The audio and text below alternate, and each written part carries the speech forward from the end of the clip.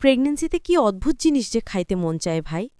কয়দিন আগের কথা, ডাবের পানি খাওয়ার সময় মন চাইল ডাবের সবুজ চামড়ার নিচে সাদা অংশটা খাইতে। জামাই শুনে নিষেধ করল।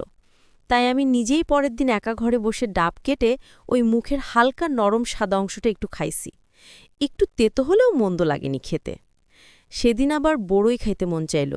পরে অনেক খুঁজে নিয়ে আসছে, কিন্তু খেয়ে একটুও মজা লাগেনি বলতেছি।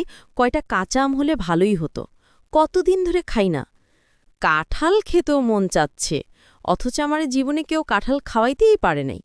কাঁঠাল আমার সবচেয়ে অপছন্দের তালিকার ১ নাম্বার। এই জামাই বলতেছে, এখন কাঁঠাল আর কাঁচা আম কই পাবো আমি, ভয়। কোনোদিন চ্যাপা না খাওয়া আমি চ্যাপা আনার জন্য পাগল বানাই ফেলছিলাম জামাইরে। মলমের গন্ধ নাকে আসলে খেয়ে ফেলতে মন চায়, তাই জামাই মলম সব ফেলে দিছে শুনে বলে, তোমারে কোনো বিশ্বাস নাই। ঠোঁটে দেওয়ার পমেট খাইতে মন চায়, এটা একটু পরপর নিয়ে গন্ধ শুকি। আমার ভিটামিন ট্যাবলেট খাওয়ার চেয়ে গন্ধ নিতে বেশি মন চায়। Shampoo, body wash, lotion, Rexona এগুলার গন্ধ নেই একা ঘরে বসে বসে।